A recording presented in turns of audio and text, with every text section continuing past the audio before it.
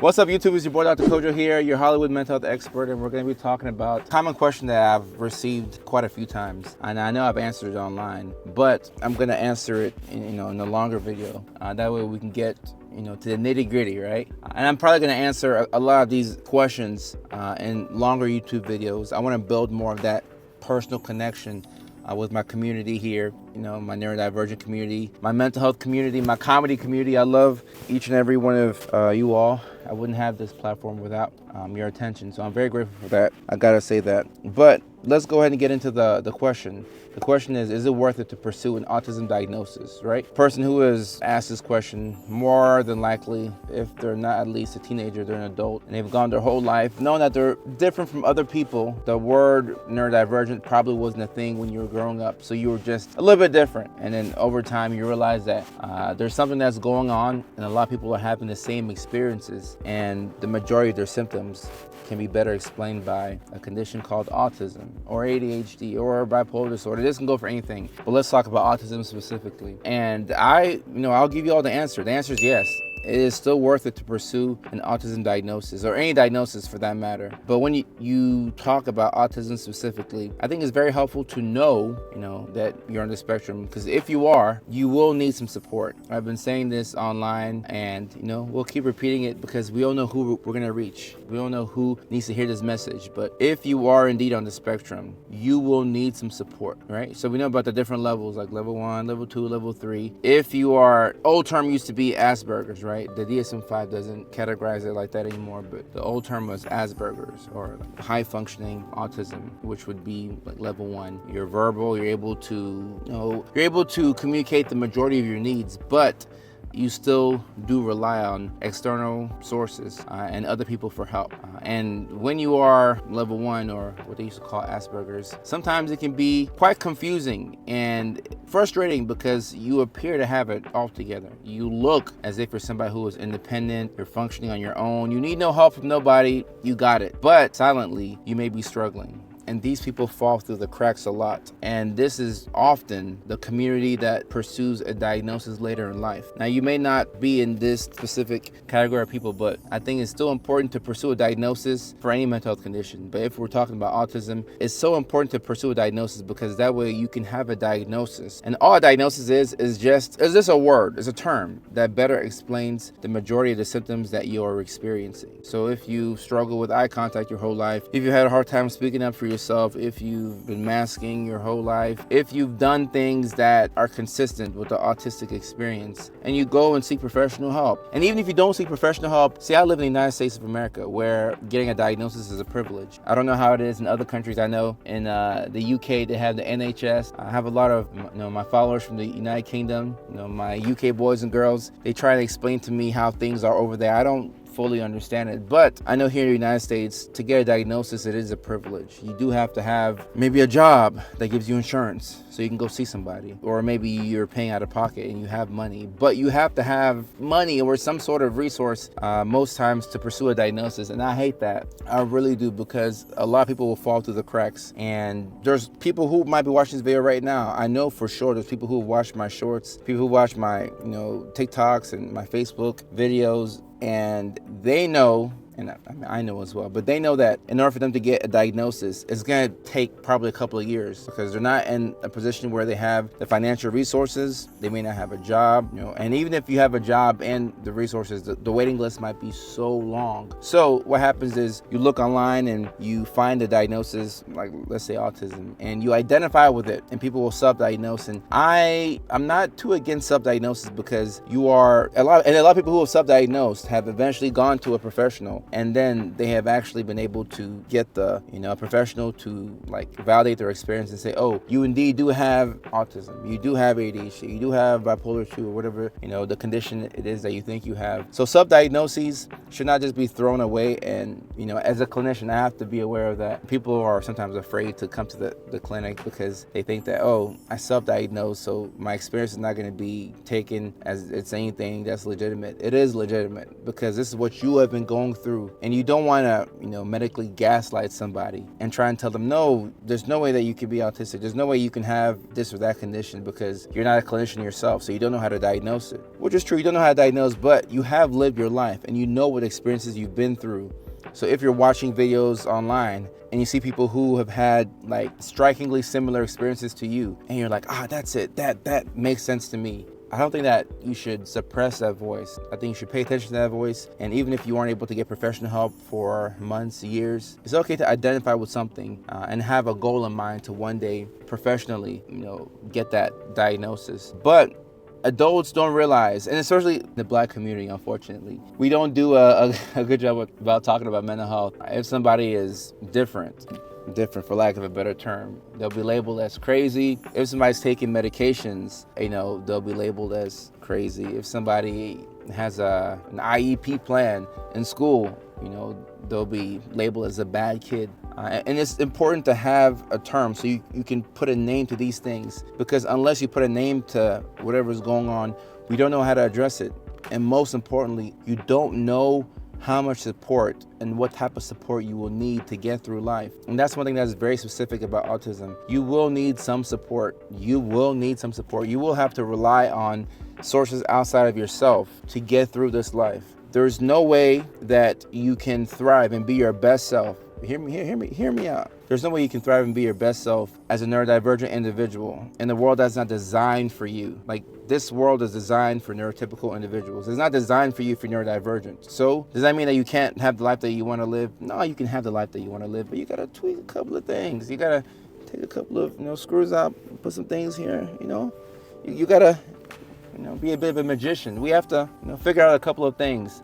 Put certain things in place so you can have a life that you're proud of, a life that you want to live. The suicide rate is quite high in autism. And I think of one of my patients last year, maybe 17 or 18, I forget how old she was exactly, but really smart girl, really beautiful girl. She had, oh my gosh, like she so smart. And I'm thinking to myself, man, she has such a bright future ahead of her. And she came in with a lot of depression and suicidal ideation. And I had to explain to her that, hey, it's not normal to be depressed for 6.5 years.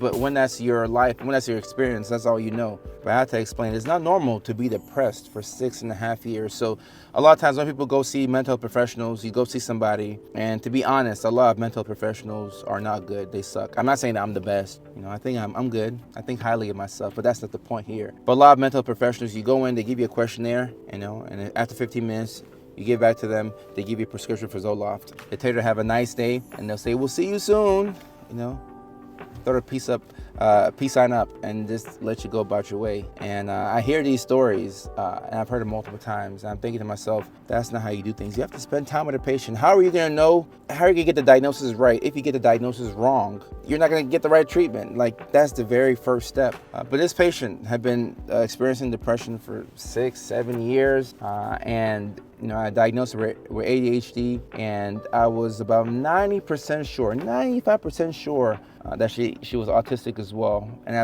as I was explaining these things to her and her family, she was telling me that it was starting to make sense. It was starting to make sense for her. And I was so happy that I had the chance to meet this patient and help guide her through the diagnostic process so she can arrive at a diagnosis and prescribe the medications for her that she needed, so that way she can get her life back on track.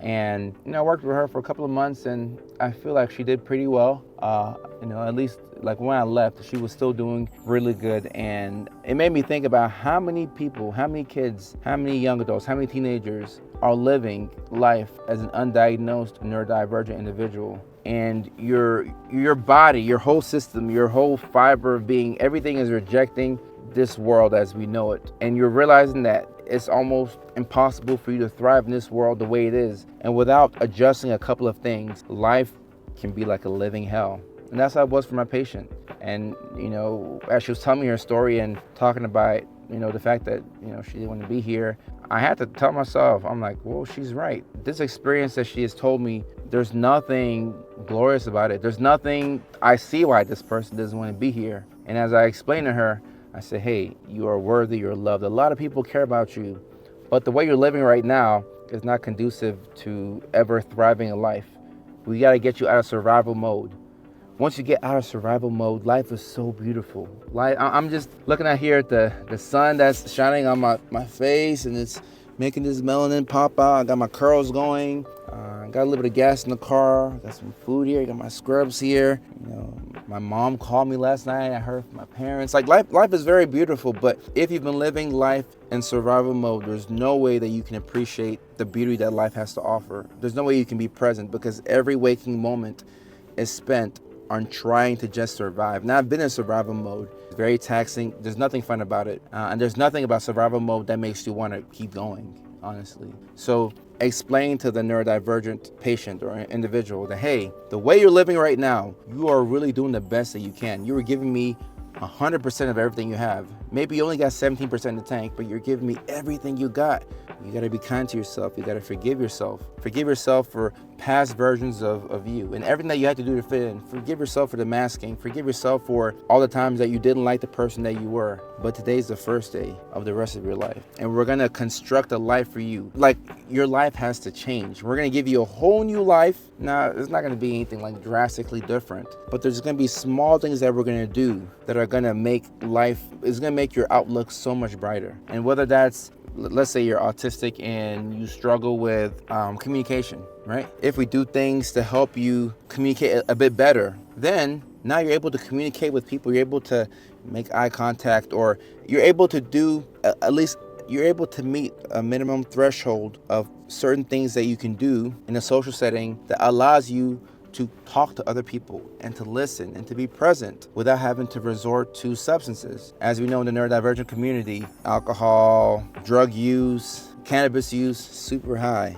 super high. And you have to ask yourself, why is it high? Why is it high? A lot of people are self-medicating because they don't know what's going on. They just realize, oh, if I have a couple of drinks before I go out to this event, I'll be a little bit loose. I'll be a little bit loose. I'll be able to, fit in a little bit better. But the way you are, just as you are, there's nothing wrong with you. We can actually create a life that you are proud of, a life where you're able to have your basic needs met, whatever that is. If you have ADHD, not just for autism, but if you have ADHD and you struggle with time management, we can, right now it's 5:55. A lot of times in the car, I'll set my clock to be like an hour and 10 minutes ahead, just to, trick me so that way I'm better with time management.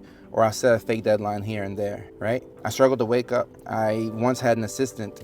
Their only job was just to wake me up because it's really hard for me to get up in the mornings. It's been that way since I was a kid. Even today, I'll ask my little brother to, call me, like do little dummy calls, call me to wake up. Like whenever I do ABC 7 LA and I'm talking on the news, that's really early, 7 a.m. LA time. I ask people to help me wake up. I sleep super early. I might sleep at like 8 o'clock, wake up at 5 a.m. and I have to talk on TV in 2 hours. There's little things that I'm able to do because I understand myself a bit better now. So I know that, okay, if I try this, it's not gonna work for me. I need to avoid this. If I do this, it's gonna help me out. So if you're undiagnosed and you have no idea that you could be autistic and you try and fit in this neurotypical world, it's gonna bring you a lot of pain. And quite honestly, you may get to the point where the life that you're living, you just don't have a lot of reasons to want to keep going. But that's where I come in and I remind you of all the beauty that's around you. You just can't see it, but it's all around you. You can see it, but you need a little bit of help. Sometimes you need a lot of help, right? And as an adult, it's very difficult and somewhat embarrassing to be reliant on other people for your needs, right? So if you need a little bit of help and you have an inner circle of people who are able to help you, accept that help. I'm learning to ask for help. It's very difficult. So I feel a little fake right now because I'm struggling myself. I've always struggled to ask for help, even if it's something like, can you put gas in the car for me? I don't like relying on anybody for anything. Probably part of how I grew up and not having a lot of money and that sort of stuff, it sticks with you. But if you know your strengths and your weaknesses, you know that you need this type of support. Okay, well, reciprocity is a thing. So with the people in your inner circle, say, hey, can you help me out with this? Can you help me out with that? Oh, you struggle with this? I'm really good with that. The thing that you struggle with, I'm really good with. So let me help you out with that. And then maybe you can help me out with this. We don't have to feel like a charity case where, people are having to step in and help us with every single aspect of our lives. Now, there are some autistic people who are at a level, level 3 and nonverbal. And now I work with nonverbal kids who are on the spectrum. A lot of them will need lifelong support, but that doesn't mean that they can't live a life that is a beautiful one, a life where they're able to help inspire other people and leave their mark on the world in whatever way that is. So embracing your neurodiversity is a beautiful way to go about things. It's a great way to live life, but you have to first know the things that you have and what you are experiencing, so that way you can get the support that you need, right? Get the support that you need. That's my long-winded answer to if it's worth it to pursue a autism diagnosis later in life. So if you're watching this, whether you're 44, 34, 28, 36, 51, 52, sometimes my individuals who are in their 40s and 50s will say, well, I mean, I already got to this point. I got kids, I got grandkids. Like, why do I have to put a label on myself? Now, you ain't got to put a label on yourself. You don't really have to, but understanding who you are. Once you understand who you are, you're better able to advocate for yourself and get that support, right? We don't have to do it all alone. In life, we will need people. I'm grown, but I'm learning that in life we'll need people. So it's helpful to go out there and to learn how to ask for help. I'm talking to myself right now. But in order to ask for help and also help other people, we have to know what's going on. We have to know who we are, what we struggle with, what we're good at. And if there's a diagnosis that can better explain the majority of the things that we do and the feelings that we have, I think it's worth it to pursue it. So hopefully this video has brought some value to you all. I'm gonna keep going with these long form videos. It's pretty cool to talk on YouTube and different ways to make the content. I got my Sony camera right here, my Sony camera. So I'll be making content with this. I'm recording off my phone right now. I got the little what do we call it, DJI, that's miking me up. So hopefully you can hear me clearly. And even with cameras, Look, I have a lot of followers on social media and all that, but I never knew how to work this camera. I'm not gonna lie. I had to ask my good buddy to drive up from Long Beach to come up to the Valley in LA to help me use cameras. I didn't know. I'm a grown man, I'm 31. I did not know how to use this camera or my other Sony camera. And he graciously came over and he helped me. We were laughing about it, but I was like, hey, bro, like, Mike, I need help. I don't know how to work this camera. It's been a while. Help me with the memory card. Help me out with the basics. And that was a big step for me, asking for help. And I know I have ADHD, so I know that when things are simple for me, I can execute on certain things and do it. So now he taught me how to, clip this right here. So y'all can't even see this, but you're supposed to be hearing really good audio. I learned that from a buddy. I did not know that. I mean, I could have watched a YouTube video, but I didn't know. So I had to ask for help, and it was embarrassing, but I know myself. I know that the more steps it takes to get a certain thing done, the harder it is gonna be for me because I have ADHD. That's just how I am, right? So understanding who you are, knowing what you need, and being comfortable with the notion of having to ask for help, it can change your life. And I want you to live your best life. I don't want you to have to be in survival mode. I want to walk you through these steps one by one. And we're going to live a life that is worthy of living. And that's going to be a life where we are ourselves. We are as authentically as us as we can be, if that makes sense. If you've mastered a lot in your life, you know what I'm talking about. But the closer you get to yourself, I think that is a beautiful thing. And I'm also on that journey where I'm getting closer to myself. And content creation has definitely helped. Comedy has helped. Being able to help patients every single day has helped out as well. So I'm just in a very grateful space in my life, but we've got the point of this video already, we've already made the main point. So instead of me rambling anymore, I'm gonna let y'all go. If you've made it to this point in the video, I really do appreciate you. If you're able to pursue a diagnosis professionally, I understand. If you have to self-diagnose and you feel like you can relate to certain diagnoses, don't beat yourself up, right? Over here, we're gonna be kind to ourselves. Each and every day, we get better. So that's it for today's video. I hope you have a fantastic day. Use the comment section down below to let me know what videos you all want to see. I have a long list already, but I'm excited to get to it and to make these videos. So until next time, peace. Y'all take care.